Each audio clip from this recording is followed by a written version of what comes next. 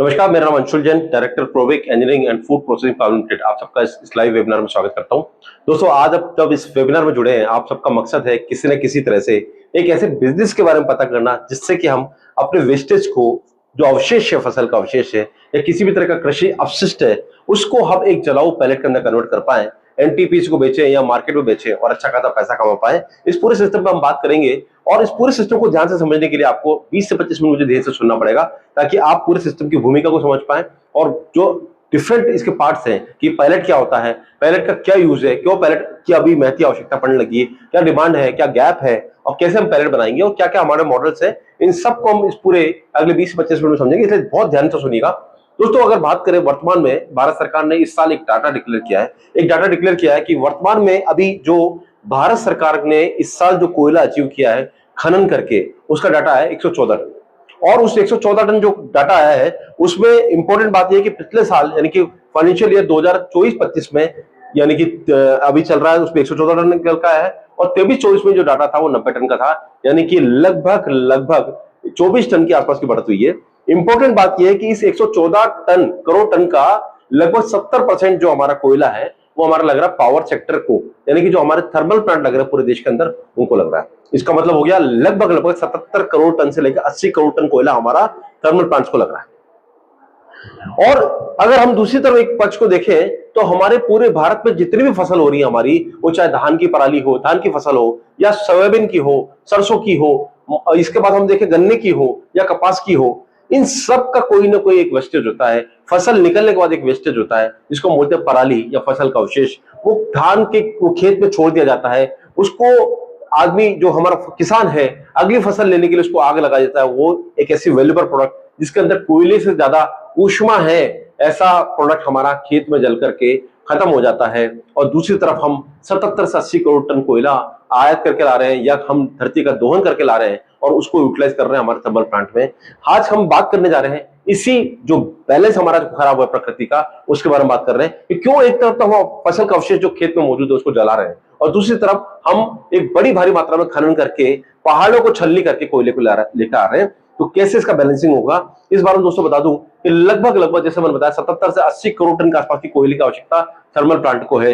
और वर्तमान में जैसे मैंने बताया कि 5 तरह की पराली हो गई और अगर देखा जाए तो पूरे भारत को 7 मेजर क्रॉप में डिवाइड किया जा सकता है। 5 पराली जो मैंने बताया, धान की पराली हो गई, सोयाबीन की, सरसों की, कॉटन सीड यानी कि कपास की हो गई और गन्ने की हो गई। इसके अलावा गेहूं और मक्का, 2 बड़ी फसलें हैं जो पूरे भारत को कवर करती हैं। और अगर पूरे भारत की बात करें, चाहे वो साउथ हो, नॉर्थ हो, ईस्ट हो या वेस्ट हो, ये 7 फसलें हमारे पूरे भारत की जो कृषि की इकोनॉमी है या कृषि का योगदान हमारे भारत की जीडीपी के अंदर है, उसको डिफाइन करती है। इंपॉर्टेंट बात यह है कि फसल का एक एमएसपी तो तय हो गया, मैक्सिमम सेलिंग प्राइस कि इतने प्राइस में बिकेगा, लेकिन अभी तक जो फसल का अवशेष था वो फ्री के भाव बढ़ रहा था, फ्री के भाव जल रहा था, सड़ रहा था, गल रहा था। और वो फसल का अवशेष, अगर हम बात करें धान की पराली, इसके अंदर 3200 जीसीबी है जो कि कोयले से लगभग 200 पॉइंट ज्यादा है। आप माइनिंग कोल की बात करेंगे तो 2800 से 3000 जीसीबी निकल कर आती है। जीसीबी से बता दूं ग्रॉस कैलोरी वैल्यू, यानी उसके अंदर ऊष्मांक कितना है, हीट कितना दे सकता है। तो जीसीबी जो कोयले की थी 2800 से 3000 आ रही थी, लेकिन धान की पराली की बात करें तो उसके अंदर 3200 जीसीबी आ रही है।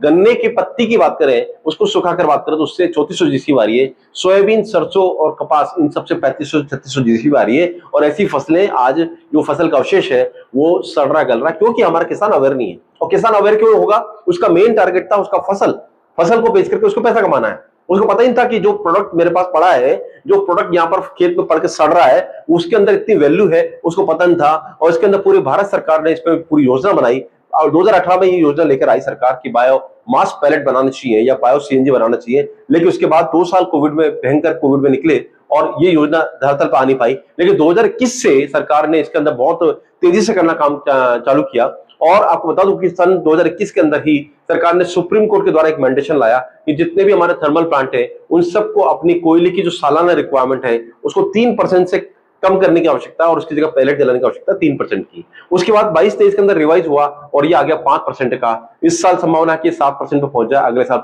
10% पे है। यानी कि जितने भी थर्मल प्लांट को उनकी अपनी सालाना जो कोल की खपत है, कोयले की खपत है, उसको 5% से 7% कम करना पड़ेगा, उसकी जगह पैलेट यूटिलाइज करना पड़ेगा।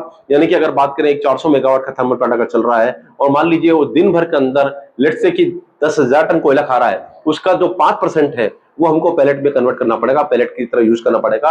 यानी पैलेट को हमको उसके साथ मिक्स करना पड़ेगा, मिक्स करके उसको पाउडर बनाएंगे, पाउडर से स्टीम बनेगी, स्टीम से टरबाइन घूमेगी, तब जाके पावर बनेगी। पावर तो वैसे ही बनेगी, उसी क्वालिटी की बनेगी पावर तो, लेकिन अब कोयले के साथ में 5 से 7% पैलेट मिक्स करना होगा, ऐसा मैंडेशन आ गया। और धीरे धीरे करके पूरे भारत में चेतना फैली, और इसका परिणाम है कि सन 2021-22 जो फाइनेंशियल ईयर था, उसके अंदर पूरे इंडिया से हम लोग 50,000 मेट्रिक टन पैलेट खरीद पाए।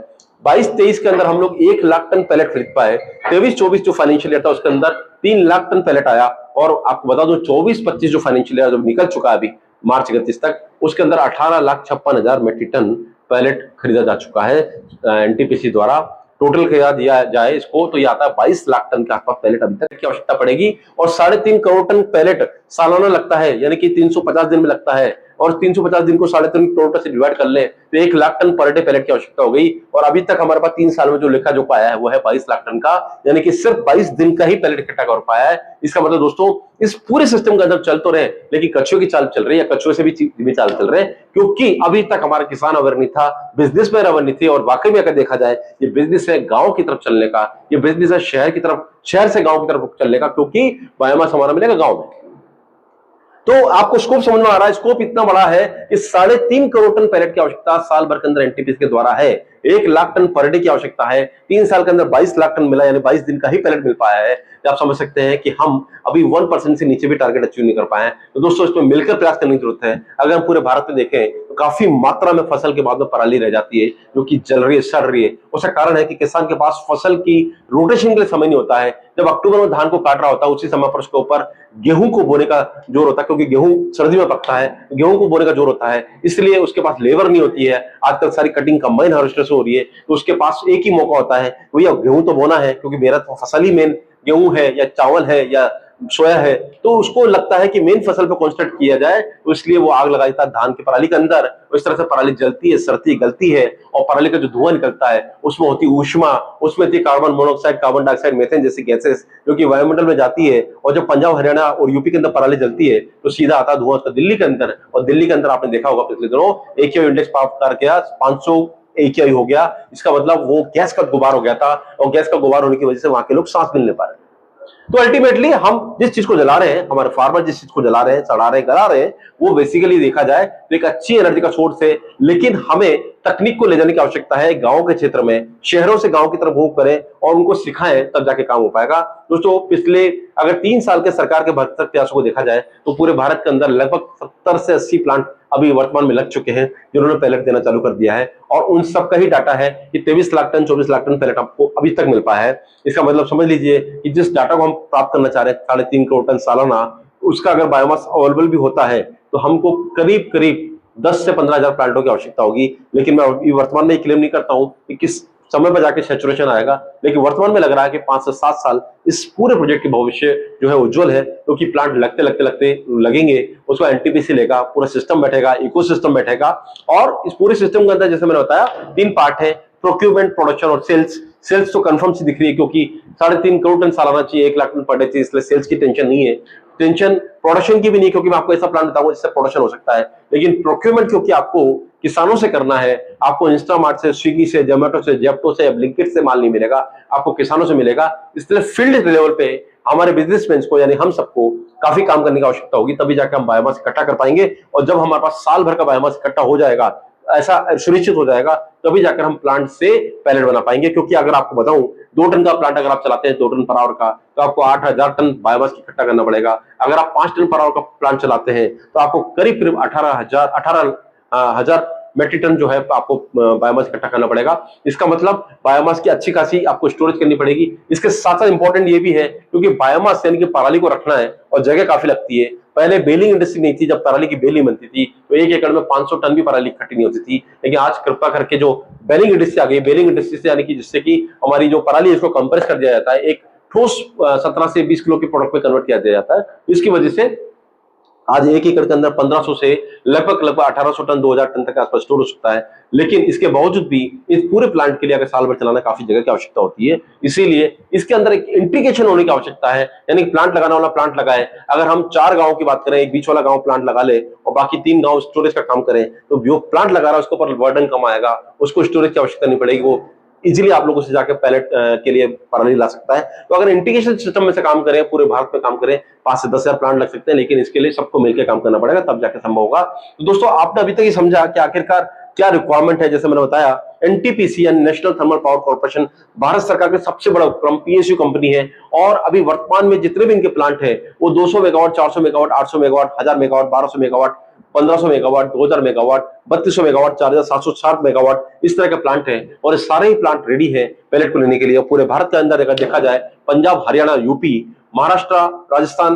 और छत्तीसगढ़ और एमपी ऐसे स्टेट है जिनके अंदर ऑलरेडी पैलेट को लेना चालू कर दिया है। अब इनको धीरे धीरे बाकी जितने भी थर्मल प्लांट इन स्टेट के अंदर रह गए वो सब भी चालू करेंगे। साथ साथ साउथ के अंदर, ईस्ट के अंदर, नॉर्थ ईस्ट के अंदर भी चालू होगा। तो मैं मान के चलता हूं कि अगले 3 से 4 साल के अंदर आप लगभग जितने भी थर्मल प्लांट है उन सबके टेंडर दे सकते हैं। लेकिन उसके लिए आपको सबको तैयारी करनी पड़ेगी। एक क्वेश्चन हमेशा दिमाग में रहता है कि मुर्गी आई का अंडा, कि पहले प्लांट लगेंगे या हम प्लांट लगाएंगे। लेकिन इसका जवाब यही है कि आपको तैयार रहना है। तो जिन स्टेट में मैं अभी देख चुका हूं जहां पर 70-80 प्लांट पूरे भारत के अंदर लगे, 6 स्टेट के अंदर, वहां पर लोग तैयार नहीं थे।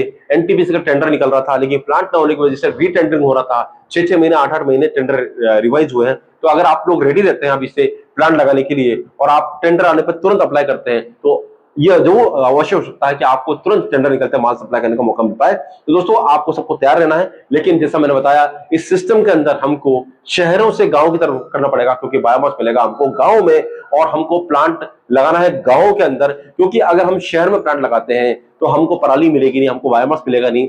और इस पूरे सिस्टम के अंदर एक फिनोमेना जो है वो कांस्टेंट है कि पराली की जो ट्रांसपोर्टेशन कॉस्ट है वो कम से कम रहनी चाहिए, 30 से 50% रहना चाहिए। मान लीजिए अगर आप दिल्ली में बैठे हैं या दादरी में प्लांट, आपका थर्मल प्लांट है दादरी में एनटीपीसी का, और अगर वहां पर आप पैलेट देना चाहते हैं, आपके पास 2 ऑप्शन है कि अंबाला में प्लांट लगाऊं या दादरी में प्लांट लगाऊं। तो मैं आपको दोनों समझाता हूं क्या फर्क आएगा।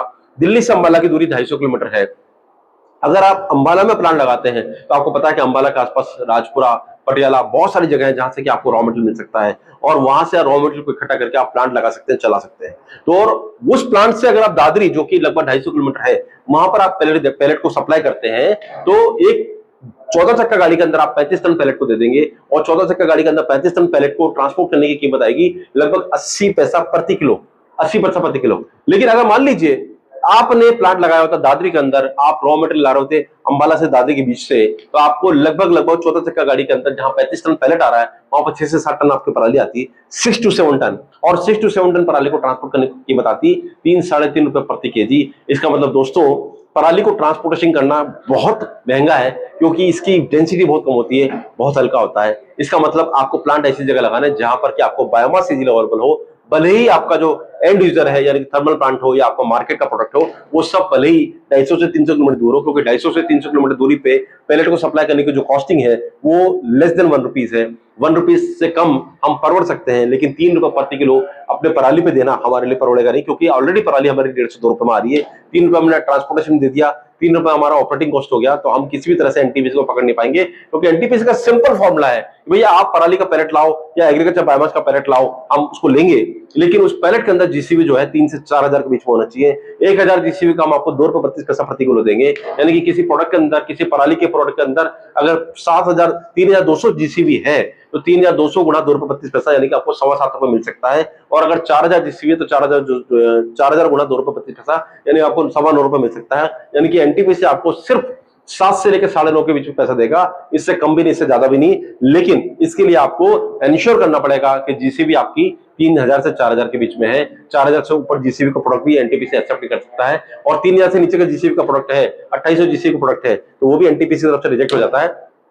साथ साथ एनटीपीसी ये भी कहता है कि आपका जो प्रोडक्ट आएगा उसके अंदर मॉइस्चर कंटेंट 14% से कम होनी चाहिए, एश कंटेंट 15 से 20% होनी चाहिए। इसका मतलब आपको ना केवल जीसीबी बल्कि मॉइस्चर का और एश का भी ध्यान रखना है, तब जाकर के आप एनटीपीसी सप्लाई कर पाएंगे।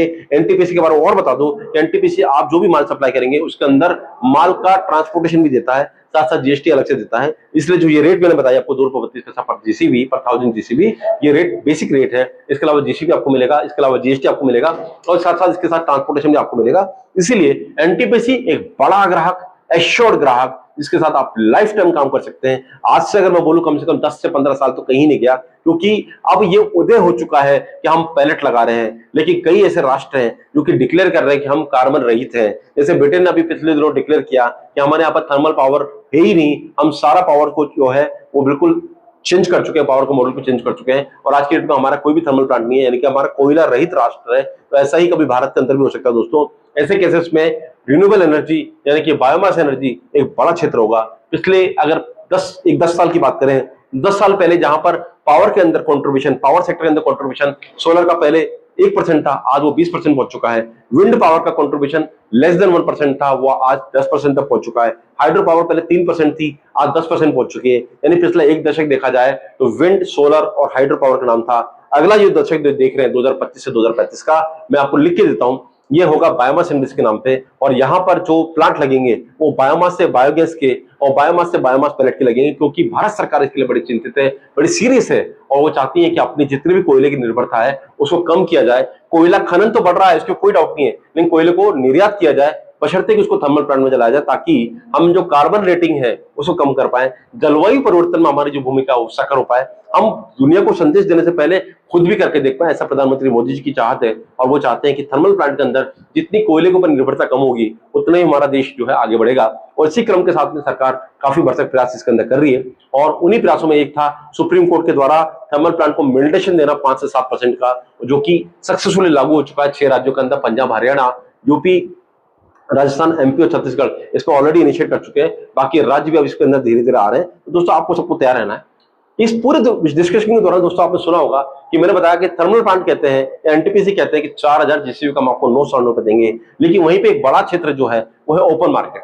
हमारा जो ओपन मार्केट है जहां पर हम पैलेट बर्नर के अंदर पैलेट चला रहे हैं, वो मार्केट कहता है कि हम आपको 12 से 13 रुपए देंगे। यानी अगर आपकी जीसीबी अगर 4000 है या 4000 से ऊपर है तो हम आपको 12 से 13 रुपए देंगे। तो वो क्या फर्क है वो भी समझ लेते हैं दोस्तों। हम देखते हैं पूरे भारत को अगर डिवाइड करें, पूरे भारत के अंदर इंडस्ट्री जो चल रही है वो 2 मॉडल से चल रही है। या तो किसी इंडस्ट्री के अंदर फर्नेस होगा या किसी इंडस्ट्री के अंदर बॉयलर होगा। और जब कभी भी हम फर्नेस या बॉयलर की बात करते हैं तो 3 से 4 फ्यूल हमारे दिमाग में आते हैं। पहला फ्यूल है एलपीजी यानी कि लिक्विड पेट्रोलियम गैस, दूसरा है सीएनजी यानी कंप्रेस्ड नेचुरल गैस, तीसरा है डीजल और चौथा है फर्नेस ऑयल। ये 4 तरह के फ्यूल अभी तक इंडस्ट्री को चलाते आ रहे हैं। इसके अलावा जो बड़ी इंडस्ट्रीज है उनके अंदर कोयला जलता है, लकड़ी जलती है। हम समझ लेते हैं कि कैसा हमारा पैलेट इन सबसे फायदेमंद है, ताकि हम समझ पाए कि आखिरकार ओपन मार्केट रिक्वायरमेंट कैसी है। उससे पहले एक बात तो समझने की है कि हम देखें कि हम पैलेट को किस तरह से यूज कर सकते हैं। तो पैलेट को यूज करने का सिस्टम 2 है दोस्तों। अगर हम बात करें थर्मल प्लांट, तो थर्मल प्लांट में कोयले को साथ में 5% से 7% पैलेट मिक्स किया जाता है। उसके बाद एक बॉल मिल के अंदर उसको पिसाई करते हैं। पिसाई करने के बाद जो उसका पाउडर बनता है, उस पाउडर को हम बॉयलर में जलाते हैं, उससे स्टीम पैदा होती है, स्टीम से टरबाइन जलती है,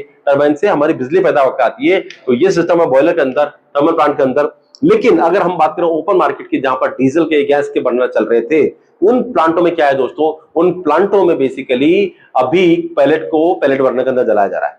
जैसे हमारा डीजल जलता है, गैस जलती है, फर्नेस ऑयल जलता है, इसी तरह से पैलेट के बर्नर आने लगे हैं। पैलेट के बर्नर में पैलेट डाल दीजिए, उसकी कंट्रोल फीडिंग होती है, कंट्रोल्ड एयर होती है और वो ऐसे ही जलता है जैसे कि डीजल का बर्नर जल रहा है, गैस का बर्नर चल रहा है। लेकिन फर्क सेविंग का बहुत होता है। अगर हम बात करें डीजल या गैस बर्नर की बात करें, एलपीजी की बात करें, 1 किलो एलपीजी की कीमत है 100 रुपए और एनर्जी मिलती है हमको 12,000, यानी कि 100 रुपए खर्च करके हमको 12,000 एनर्जी मिल रही है। वहीं पर अगर पैलेट से बात करें दोस्तों, तो 12,000 डिवाइड बाय 4,000 है, क्योंकि हम 1 किलो पैलेट में 4,000 एनर्जी देख रहे हैं। तो 3 किलो पैलेट लगेगा उसकी जगह पर, यानी कि 100 रुपए की जो हमारी गैस लग रही है उसकी जगह 3 किलो पैलेट, यानी कि 3 गुणा 12, 36 रुपए हमारा काम हो जाएगा। 100 रुपए 36 रुपए, 7 दिन का फर्क है, 1 तिहाई का फर्क है।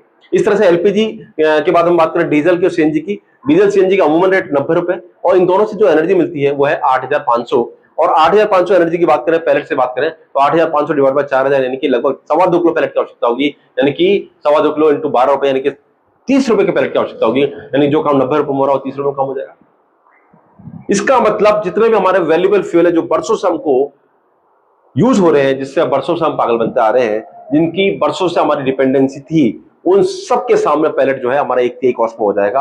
और इसी का परिणाम है कि जब पिछले दिनों दिल्ली के अंदर केंद्र सरकार, राज्य सरकार यानी केजरीवाल सरकार के अंदर फाइट हुई, फैक्ट्री सीलिंग हुई, तो वहां परिणाम ये हुआ कि लोगों ने पॉल्यूशन नॉर्म्स को सुगम करने के लिए अपने जितने भी बर्नर थे उनको पैलेट बर्नर पर लाना चालू किया। और उसका परिणाम है कि आज दिल्ली एनसीआर, जिसको बोलते हैं दिल्ली, गुड़गांव, नोएडा, पलवल, फरीदाबाद, पानीपत, सोनीपत, मेरठ, बुलंदशहर, खुर्जा, बहादुरगढ़, कोशिकला, मथुरा, इस पूरे दिल्ली एनसीआर के अंदर जो रिक्वायरमेंट है पर डे की, वो 2,500 टन पर डे पैलेट की आवश्यकता है, जिसके सामने अभी 400 टन पैलेट जा रहा है। यह भी अच्छी खासी खपत है जो जारी है, लेकिन अभी भी बहुत बड़ी खपत है। ये तो तब है जब दिल्ली एनसीआर का मार्केट सिर्फ 10% तक स्विच किया है अपने ट्रेडिशनल फ्यूल से, जिस समय पर वहां पर 70% लोग कन्वर्ट हो जाएंगे डीजल, फर्नेस ऑयल, गैस से, तो आप समझ लीजिए ये रिक्वायरमेंट होगी 10 से 15,000 पर टन पर डे की होगी। 10 से 15,000 टन पर डे की होगी। दोस्तों आपको तैयार रहना है, भविष्य के जो चैलेंजेस उसके लिए तैयार रहना है। तो जैसे मैंने बताया था कि 3.5 करोड़ टन पैलेट की आवश्यकता होगी एनटीपीसी को, उसी तरह अगर हम बात करें ओपन मार्केट की, यानी वो इंडस्ट्री जो कि छोटी छोटी मझले स्तर की कुटीर उद्योग जिनको बोल सकते हैं, जैसे कि पोहा प्लांट हो गया, चिवड़ा प्लांट हो गया, लोहे की फर्नेस हो गई, एल्यूमिनियम फर्नेस हो गई, या हमारे कास्टिंग के प्लांट हो गए, नमकीन प्लांट हो गए, इन सब की अगर बात करें पूरे देश के अंदर छोटे छोटे जो प्लांट चल रहे हैं, इन सब की रिक्वायरमेंट हो सकती है 1 करोड़ टन सालाना की रिक्वायरमेंट हो सकती है दोस्तों। तो 3.5 करोड़ टन तो एनटीपीसी का, 1 करोड़ टन ये देखा जाए बहुत बड़ा वॉल्यूम है। लेकिन यहां पर एक डिसाइड करना जरूरी है कि अगर हम एनटीपीसी को सप्लाई करते हैं, उसके लिए हमारा जो प्रोडक्ट होना चाहिए वो एग्रीकल्चर बायोमास होना चाहिए, क्योंकि एनटीपीसी कहता है कि हम पैलेट तो ले लेंगे 3 से 4,000 जीसीबी का, लेकिन उसके अंदर एश कंटेंट जो है वो लगभग 15 से 20% के बीच में होना चाहिए, मॉइस्चर कंटेंट 14% से कम होना चाहिए। वहीं पर ओपन मार्केट जिसकी मैंने बात की, वो कहता है हम आपको 12 से 13 रुपए दे देंगे, 12 से 13 रुपए प्रति किलो दे देंगे, 4 से 4.5 जीसीबी का, जबकि एश कंटेंट जो होती है वो 3 से 4% होना चाहिए, मॉइस्चर कंटेंट 6 से 7% होना चाहिए। वो तभी संभव है जब आपका जो रॉ मटेरियल होगा वो लकड़ी होगा, वुड पाउडर होगा, सॉडस्ट होगा, नेपियर होगा, कैशू शेल होगा, या कोकोनट शेल होगा, या आपका मूंगफली का छिलका होगा। अगर ऐसे रॉ मटेरियल रहेंगे तभी संभव है कि हम 3 से 4% ऐश और 6 से 7% मॉइस्चर का प्रोडक्ट बना पाए। दोस्तों यहां से समझना जरूरी है कि हमारा रॉ मटेरियल डिसाइड करता है कि हम क्या बनाएंगे, हमारा मार्केट डिसाइड करता है हम क्या बनाएंगे। आपको मन में कंफ्यूजन होता होगा कि मैं क्या प्लांट लगाऊं, किसके लिए प्लांट लगाऊं, तो इसके लिए सबसे पहले आपको देखना है आपके पास रॉ मटेरियल क्या है। अगर आपके पास एग्रीकल्चर बायोमास ज्यादा है और आपके 300 मीटर के सर्किल के अंदर एनटीपीसी है, तो निसंदेह आप ऐसा प्लांट लगाइए जिसमें कि आप बायोमास बना पाए, पैलेट बना पाए एनटीपीसी के लिए। लेकिन अगर आप अर्बन मार्केट के नजदीक बैठे हैं, जैसे दिल्ली एनसीआर, पुणे, मुंबई, कोलकाता, चेन्नई, अहमदाबाद, बेंगलुरु, इंदौर, जयपुर, लुधियाना, ऐसी बड़ी महानगर जो कि ए और बी टीयर सिटी है, जहां पर छोटे छोटे प्लांट लगे हुए हैं, अगर आप इनके आसपास हैं तो आप वुड डस्ट से यानी लकड़ी के पाउडर से, मूंगफली के छिलके से, कोकोनट शेल से, नेपियर से, बैम्बू पाउडर से, या कैशू शेल से, इन 6 प्रोडक्ट्स आप ट्राई कर सकते हैं। इन 6 प्रोडक्ट से ऐसा प्रोडक्ट बना सकते हैं जिसके अंदर की एश कंटेंट 3 से 4% हो, मॉइस्चर कंटेंट 6 से 7% हो, 5 से 6% हो। दोस्तों यहां से डिवाइड कर देना कि आप कहां बैठे हैं और आपके पास क्या बायोमास है, क्या रॉ मटेरियल, इस पर डिसाइड होगा कि आपका प्लांट कैसा होगा। इसलिए कंफ्यूजन की आवश्यकता नहीं है, आप पहले स्वयं निर्णय कर लीजिए कि आपको कौन सा प्लांट लगाना है। दोस्तों यहां तक हम समझ पाए कि आखिरकार पैलेट की क्या आवश्यकता है। अब ये समझ लें पैलेट का यूज कहां हो सकता है। तो मैंने जैसा कुछ तो बता ही दिया, कुछ और बताता हूं। पैलेट का यूज मैंने बताया आपको। सबसे पहले एनटीपीसी बहुत बड़ा ग्राहक है, 3.5 करोड़ टन सालाना यानी कि 1 lakh ton per day pallet की आवश्यकता है। वर्तमान में मिला है 3 साल के अंदर 22 लाख टन यानी 22 दिन का बड़ा रिक्वायरमेंट। 3 से 4,000 की कैलोरी है जिसके अंदर वो लेगा, और 3,000 जीसीबी का आपको लगभग 7 रुपए, 4,000 जीसीबी का 9 रुपए देगा। बड़ा ग्राहक, सोचने की जरूरत नहीं है, माल सप्लाई करते करते थक जाएंगे। प्लांट लगाने की आवश्यकता है, बस गांव में प्लांट लगने चाहिए, बायोमास जहां पर प्लांट है वहां लगने चाहिए, तब जाके सफल होगा। दूसरा ग्राहक हमने जैसा बताया ओपन मार्केट, जो मैंने बताया 1 करोड़ टन सालाना का मार्केट है, और इस मार्केट के अंदर आपको 4,000 से 4,500 जिसको पैलेट लगेगा, 3 से 4% एच कंटेंट, 6 से 7% मॉइस्चर कंटेंट का पैलेट लगेगा। रेट मिलेगी आपको 12 से 13 रुपए। बड़ा ग्राहक, और अभी इस पूरे मार्केट के अंदर देखा जाए तो अभी हम वर्तमान में जो है 12 से 20,000 टन ही सालाना माल इकट्ठा कर पा रहे हैं। 1 करोड़ टन या उससे ज्यादा मार्केट की आवश्यकता है, तो अभी लंबा सफर है, चलते जाइए। तीसरा मार्केट हो गया प्राइवेट सेक्टर के पावर प्लांट। जैसे ओपन सेक्टर के मैंने बताया था कि जैसे एनटीपीसी के प्लांट हैं, इसी तरह से कई सारे ऐसे इंडस्ट्रियलिस्ट हैं जो अपनी पावर खुद पैदा करते हैं। इनके प्लांट होते हैं 1 megawatt, 2 megawatt, 8 megawatt, 10 megawatt, 15 megawatt, 20 megawatt, 50 megawatt, 100 megawatt. ये अपनी पावर खुद पैदा कर रहे हैं और उसके लिए इंपोर्टेड कोल लेकर आ रहे हैं। ऐसे सारे बिजनेसमैन आसानी से पैलेट पे शिफ्ट हो रहे हैं, और देख रहा हूं मैं कि शिफ्ट का ट्रेंडिंग आ रहा है। लेकिन ये कहते हैं कि बायोमास हमको ऐसा चाहिए, पैलेट हमको ऐसा चाहिए जिसके अंदर जीसीबी तो आपको 3 से 4,000 के बीच में हो, लेकिन एश कंटेंट 10% से कम हो, मॉइस्चर कंटेंट 10% से कम हो। यानी कि ऐसा एश कंटेंट मांग रहे हैं जो कि ओपन मार्केट और एनटीपीसी का बीच का एवरेज है। एनटीपीसी कहता है 14% मॉइस्चर, ये कहते हैं 10%। एनटीपीसी कहता है 15 से 20% एश, ये कहते हैं 10%। वहीं पर ओपन मार्केट कहता है 3 से 4% एश और 6 से 7% मॉइस्चर। तो ये मांगते मिड, और इसके लिए कहते हैं 10 साढ़े 10 रुपए दे देंगे आपको। तो बड़ा ग्राहक है, लगभग मान के चलिए पूरे भारत के अंदर 25 से 50 लाख टन की सालाना रिक्वायरमेंट हो सकती है हमारे प्राइवेट सेक्टर पावर प्लांट की। और चौथा ग्राहक है दोस्तों सीमेंट प्लांट। सीमेंट प्लांट का बता दूं दुखड़ा आपको, और सीमेंट का एक बैग जो देखते हैं आप 300 रुपए का बैग आता है, उसका आधी कीमत यानी 150 रुपए उसको बनाने में लगने वाले फ्यूल में खर्च होती है। सीमेंट प्लांट बड़े दुखी है, उनकी प्रोडक्शन कॉस्ट है। ये कहते हैं कि अगर आपके पास बायोमास है, आपके पास बायोमास है तो उसको पाउडर में कन्वर्ट कर दीजिए, 14 से पाउडर में कन्वर्ट कर दीजिए, 15% से नीचे मॉइस्चर रखिए, आप हमको दे सकते हैं। पूरे देश के अंदर Kalaburagi cement, UltraTech cement, Shree cement, Dalmia cement, कई सीमेंट प्लांट है जिन्होंने ऑलरेडी लेना चालू कर दिया है, और इसके अलावा भी कई सारे सीमेंट प्लांट लेने को रेडी है। सीमेंट प्लांट की अगर बात करें 70 से 80 लाख टन सालाना की इसकी बायोमास पाउडर की आवश्यकता हो सकती है। आप तैयार रहिए, ये भी अच्छा क्लाइंट है। और पांचों क्लाइंट है दोस्तों हमारा फ्रेंचाइजी सिस्टम, यानी अगर आप ऐसे क्षेत्र में है जहां बायोमास है, अगर आप ऐसे क्षेत्र में जहां पर कि आपके पास जमीन है तो आपको प्लांट लगाना है। आज पूरे देश के अंदर आईटीसी, अंबानी, अडानी, टाटा, विप्रो जैसी बड़ी कंपनी है, एयरटेल जैसी बड़ी कंपनी है जो आपके प्लांट को लीज पे ले लेंगी, अपना बायोमास स्टोर करेंगी और आप बायोमास का पैलेट बनवा के आपसे लेंगे, पैलेट का कन्वर्जन कॉस्ट आपको देंगी। आप इनके लिए भी तैयार रहिए। हमारे पूरे कोटा के आसपास 3-4 प्लांट लग चुके हैं और पूरे भारत में हम देख रहे हैं प्लांट लग रहे हैं, इनके लिए भी तैयार रहिए, क्योंकि ये क्या है, किसी चीज में हाथ नहीं डालेंगे, ये अपना बायोमास इकट्ठा करेंगे और आपसे बनाकर पैलेट अपना खुद के यूज के लिए लेंगे, लेकिन आपको कन्वर्जन कॉस्ट दे सकते हैं। तो ये भी एक बड़ा फैक्ट। तो दोस्तों आधा सफर हम तय कर चुके हैं बायोमास के बारे में, बायोमास पैलेट के बारे में।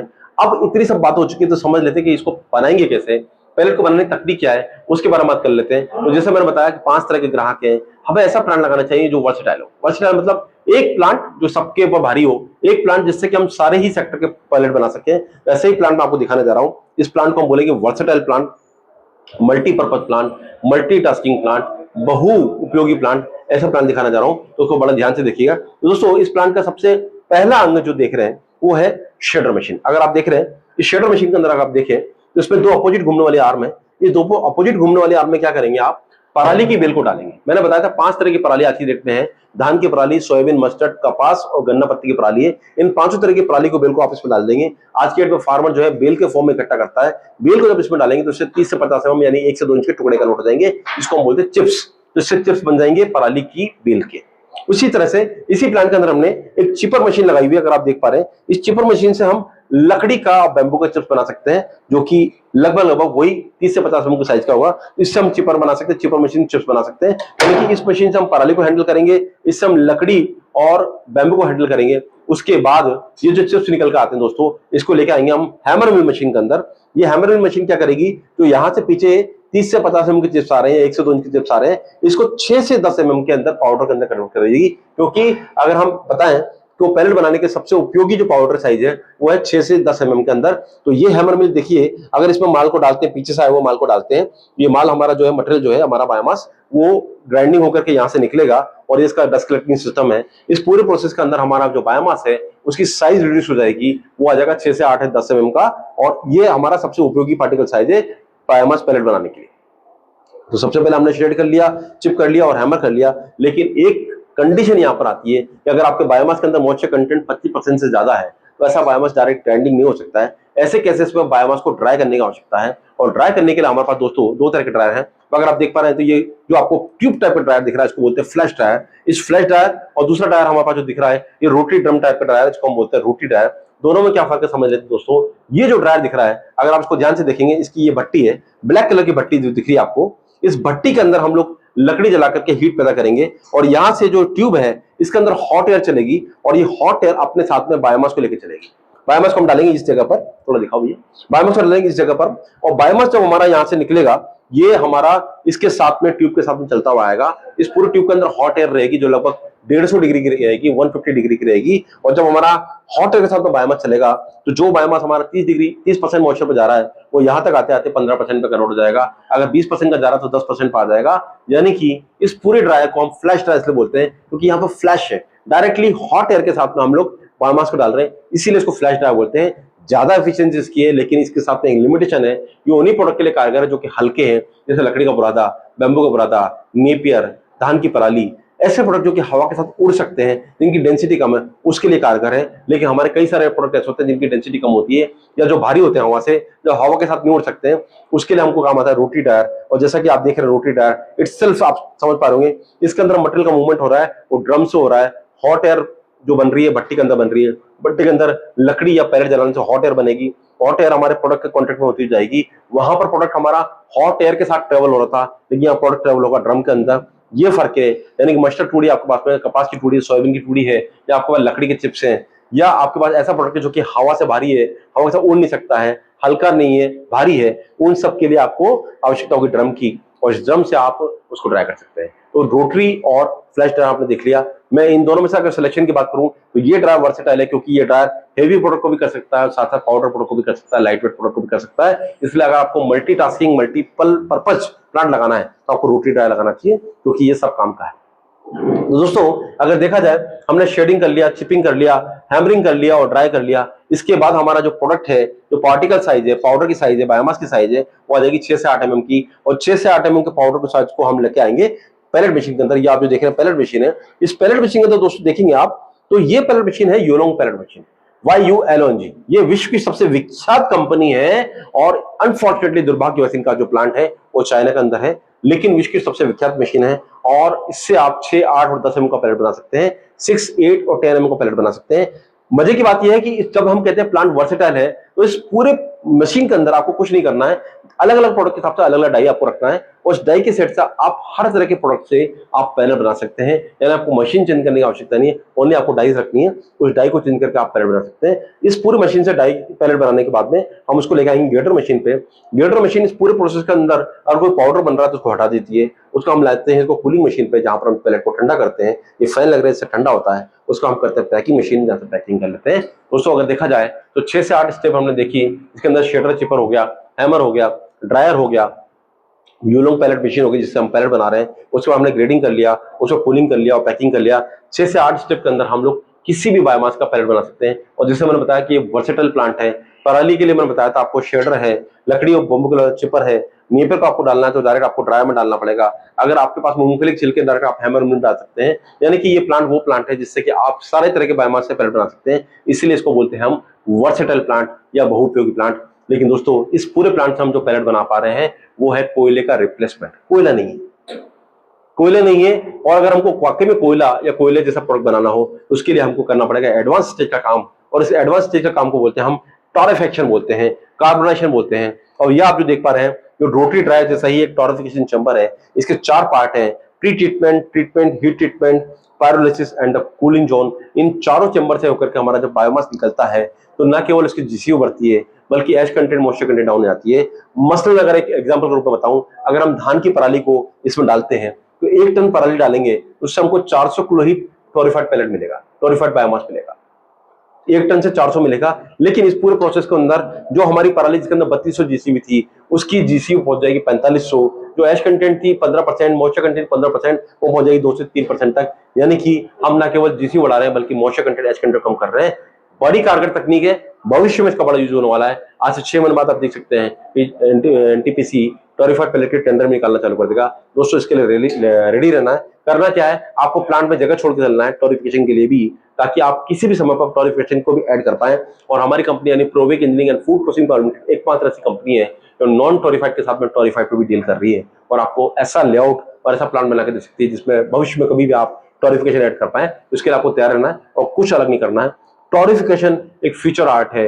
ये वो प्लांट जो कि अभी भी वर्तमान में 1200 डिग्री टेम्परेचर की तलाश में, जैसे स्टील प्लांट इसका बड़ा सॉफ्ट टारगेट है छत्तीसगढ़ के अंदर या उड़ीसा के अंदर, क्योंकि उनको 1200 डिग्री टेम्परेचर की आवश्यकता होती है। वहां पर आपको टोरिफाइड पैलेट ही लगेगा। नॉन टोरिफाइड पैलेट से आप मैक्सिमम 800 डिग्री टेम्परेचर ले सकते हैं, वैसे केसेस में आपको टोरिफाइड पैलेट ही लगेगा। उसको अगर संक्षिप्त में समझे तो बचपन में हमने कई बार देखा होगा कि कढ़ाई के अंदर हम लकड़ी के टुकड़े डाल दें और नीचे से भट्टी लगाते हैं, तो कढ़ाई के जो अंदर लकड़ी के टुकड़े हैं वो धीरे धीरे काला बनते जाते हैं, उससे धुआं निकलना चालू हो जाता है, उससे थोड़ा लिक्विड निकलना चालू हो जाता था। लिक्विड को बोलते थे टार, जो धुआं निकल रहा है उसको बोलते हैं हम गैस, और जो धीरे धीरे कोयले में कन्वर्ट हो जाता था उसको बोलते हैं हम कार्बोनाइज्ड लकड़ी के टुकड़े, कार्बोनाइज्ड बायोमास बोलते हैं। वही प्रोसेस यहाँ पर हो रहा है, बस वहां पर ओपन सेक्टर में हम काम करते थे, यहाँ पर हम क्लोज चैम्बर के अंदर काम कर रहे हैं, अनएरोबिक यानी बिना हवा के काम कर रहे हैं, इसलिए इसकी एफिशिएंसी अच्छी आती है। और बाद में इस प्रोसेस के अंदर जो गैस बनती है उनको हम प्यूरिफाई कर लेते हैं, उस गैस को आगे हम सेल भी कर सकते हैं और हमारे ड्रायर में और इस पूरे सिस्टम में दोबारा से काम भी ले सकते हैं। तो दोस्तों बहुउपयोगी सिस्टम है, आपको इसको ध्यान रखना है। तो अभी तो नहीं, लेकिन 6 महीने बाद आपकी इसकी आवाज।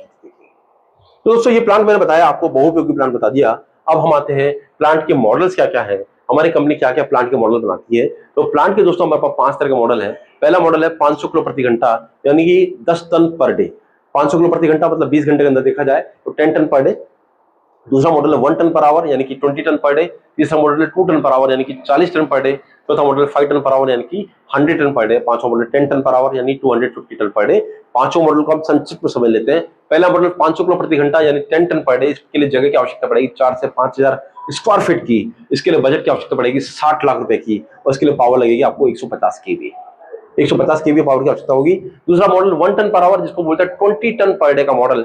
इस मॉडल के लिए जगह की आवश्यकता पड़ेगी 7 से 8,000 स्क्वायर फीट की, बजट लगेगा 90 लाख से 1 करोड़ का, और पावर लगेगी लगभग 180 से 200 केवी। इस मॉडल से आप 20 टन पर डे का पैलेट बना सकते हैं। तीसरा मॉडल यानी 2 टन पर आवर, जिसको बोलते हैं 40 टन पर डे का मॉडल। इस मॉडल के लिए जगह लगेगी 10 से 15,000 20,000 स्क्वायर फीट की, यानी लेस देन आधा एकड़।